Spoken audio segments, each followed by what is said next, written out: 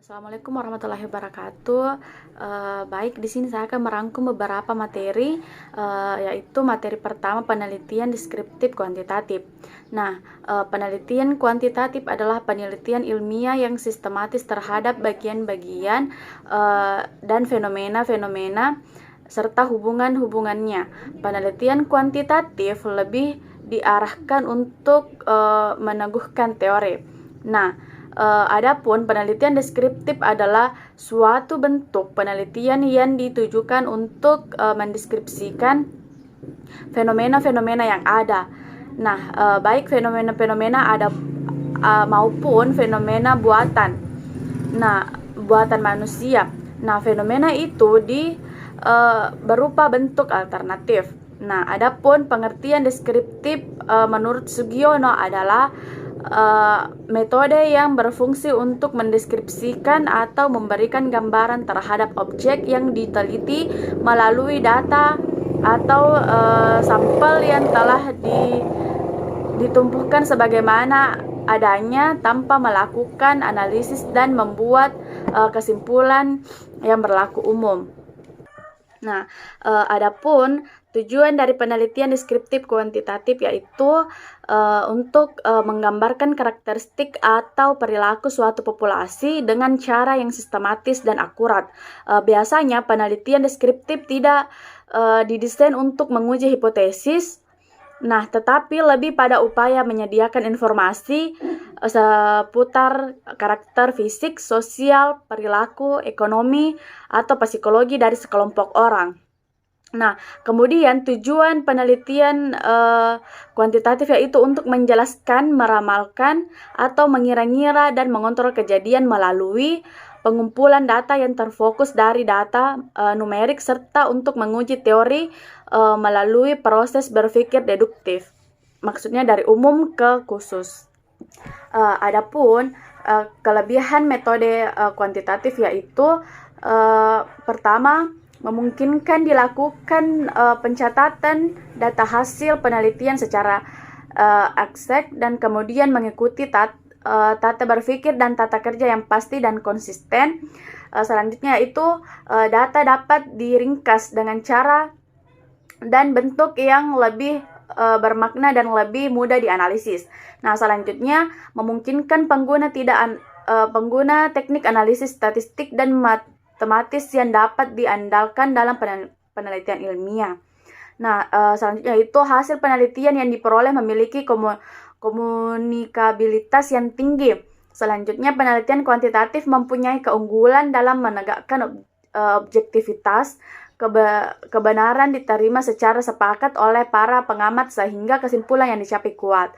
Nah, adapun kekurangannya yaitu berdasarkan pada angan-angan. Yang kedua, asumsi tidak sesuai dengan realitas yang terjadi atau menyimpang jauh, maka kemampuannya tidak dapat dijamin bahkan menyesatkan. Nah, selanjutnya yaitu data harus berdistribusi normal dan hanya dapat digunakan untuk menganalisis data yang populasi atau sampelnya sama. Tidak dapat dipergunakan untuk menganalisis dengan cuplikan sampel yang jumlahnya sedikit. Nah, adapun ciri-ciri data penelitian deskriptif kuantitatif menurut Purwanto adalah yang pertama yaitu pengaruh metode penelitian alam, dua bersifat behavioristik, mekanistik, empirik, dan yang ketiga memberikan perhatian pada hasil, keempat tujuan penelitian adalah untuk mendapatkan aturan umum atau prinsip yang bersifat umum. Yang kelima, kualitas diubah menjadi kuantitas. Yang keenam, konfirmasi teori. Yang ketujuh, menjunjung tinggi objektivitas. Yang kedelapan, desain penelitian yang ketat dan permanen.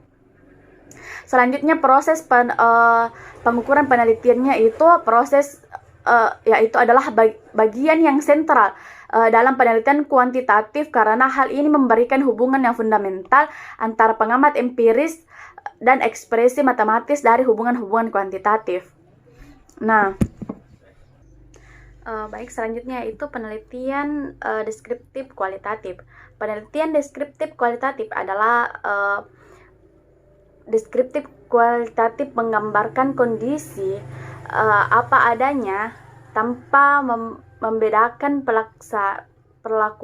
tanpa memberi perlakuan. Penelitian deskriptif kualitatif. Penelitian deskriptif kualitatif adalah deskriptif kuantitatif, menggambarkan kondisi apa adanya tanpa memberi perlakuan atau manipulasi pada variabel yang diteliti, atau penelitian yang menggambarkan fenomena-fenomena yang ada, baik bersifat alamiah maupun rekayasa manusia, untuk memberikan perhatian mengenai karakteristik dan kualitas suatu data. Adapun tujuannya yaitu memberikan gambaran akurat tentang sebuah data, untuk memberikan gambaran lengkap baik dalam bentuk variabel maupun numerik, untuk menyajikan informasi dan mengklasifikasikan, untuk memahami, mencari makna dari suatu data. Nah, selanjutnya yaitu kelebihannya yaitu mampu menganalisis masalah atau masalah yang sulit atau tidak terukur secara numerik. Nah, yang kedua, mampu melakukan pengamatan dalam konteks sosial alami. Yang ketiga, memiliki potensi untuk menggabungkan penelitian kualitatif dan kuantitatif. Nah, adapun kekurangannya yaitu mungkin tidak signifikan secara statistik. Metode ini rentang terhadap bias karena nuansa pendapat subjektif, sulit untuk diverifikasi ulang karena pengamatan dan sifat konstekstualnya. Yang keempat, memiliki wawasan yang luas dan mendalami tentang bidang pendidikan yang akan diteliti. Selanjutnya, ciri-cirinya yaitu bersifat umum, fleksibel, dan berkembang dalam proses penelitian. Yang kedua, emik, yaitu mementingkan pemahaman dari dalam. Yang ketiga, menggambarkan beragam bentuk realitas yang bersifat kompleks. Dan yang keempat, berakhir dengan kesimpulan atau induktif. Nah, selanjutnya yaitu penelitian berperan sebagai instrumen utama peneliti. Nah, selanjutnya teknik pengumpulan data atau instrumen penelitian yang biasa digunakan yaitu wawancara dan observasi. Selanjutnya, analisis dilakukan sejak awal hingga akhir penelitian. Selanjutnya yaitu hubungan dengan informan cukup dekat. Selanjutnya, sajian data berupa deskriptif, catatan lapangan, jawaban informan, dan dokumen. Nah, adapun langkah-langkah penelitian deskriptif kuantitatif yaitu mengidentifikasi masalah, yang kedua pembatasan masalah, dan yang ketiga penetapan fokus penelitian, keempat pengumpulan data, yang kelima pengolahan dan pemaknaan data, 6 pemunculan teori, 7 pelaporan hasil penelitian. Nah, selanjutnya yaitu penelitian tindakan kelas. Nah, penelitian tindakan kelas berkembang dari istilah penelitian tindakan. Nah, oleh karena itu, untuk memahami pengertian PTK perlu ditelusuri pengertian penelitian tindakan terlebih dahulu. Nah,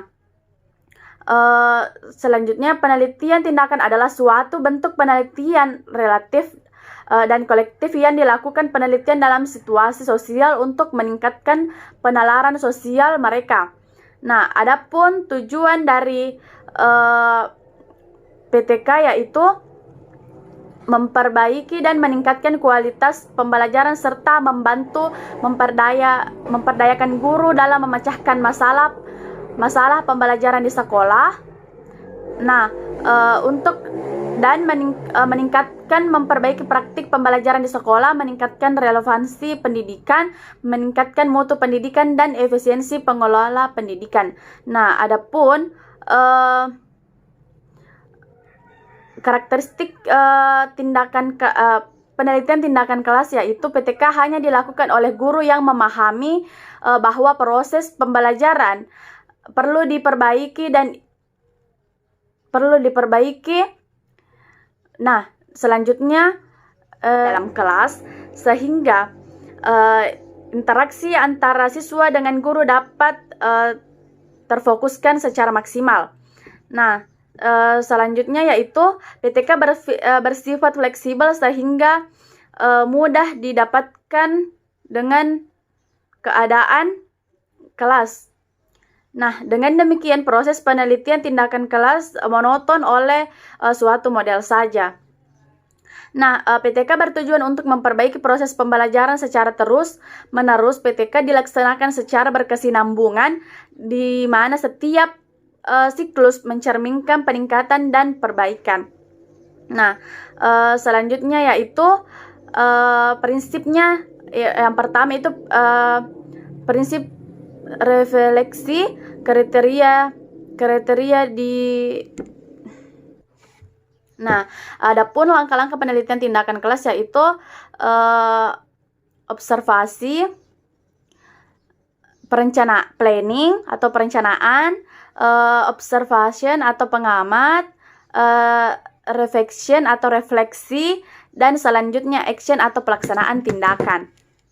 Nah, selanjutnya yaitu metode penelitian eksperimen, termasuk dalam metode penelitian kuantitatif.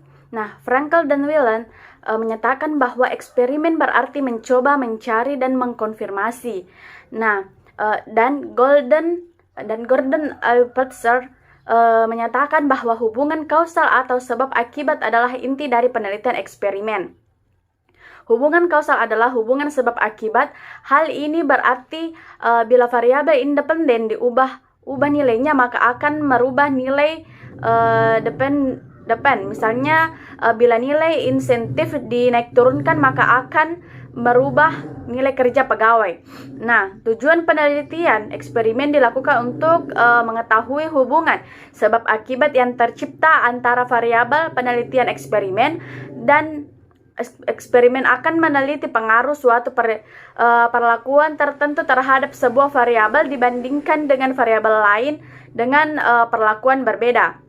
Nah, adapun variabel eksperimen yaitu variabel eksperimental. Yang dimaksud dengan variabel eksperimen adalah variabel yang berkaitan dan diterapkan secara langsung dengan tujuan untuk mengetahui seperti apa pengaruh terhadap gejala tertentu. Nah, selanjutnya variabel non eksperimental yaitu variabel yang dilakukan secara tidak sengaja namun dapat mempengaruhi hasil eksperimen nantinya. Selanjutnya variabel bebas yang dimanipulasi. Nah, tindakan manipulasi terhadap suatu variabel dilakukan peneliti dengan berdasarkan pada pertimbangan ilmiah. Tindakan ini harus dapat dipertanggungjawabkan. Nah, variabel lain yang berpengaruh dikontrol agar konstan, yaitu peneliti harus melakukan kontrol agar dapat memindahkan pengaruh variabel lain yang kemungkinan bisa mempengaruhi variabel terkait. Nah, observasi langsung oleh peneliti. Maksudnya penelitian ini dengan melakukan observasi langsung, peneliti dapat melihat dan mencatat hal-hal yang terjadi dan menyebabkan perbedaan antar variabel. Nah, selanjutnya penelitian korelasi. Menurut Subriya Berata, penelitian korelasi adalah penelitian dengan tujuan untuk mendeteksi tingkat kaitan variasi-variasi yang ada dalam suatu faktor dengan variasi-variasi dalam faktor yang lain dengan berdasarkan pada koefisien korelasi. Nah, agar sebuah peneliti dapat dikatakan sebagai penelitian korelasi, ada beberapa cirinya, yaitu penelitian ini cocok bagi variabel-variabel rumit yang sulit diteliti dengan metode eksperimen. Yang kedua, penelitian ini memungkinkan peneliti untuk mengukur beberapa variabel dan hubungannya secara serentak dalam waktu yang sebenarnya.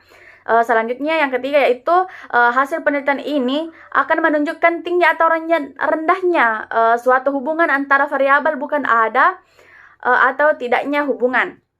Nah, selanjutnya penelitian ini dapat digunakan untuk meramalkan variabel tertentu dengan berdasarkan pada variabel bebas. Nah,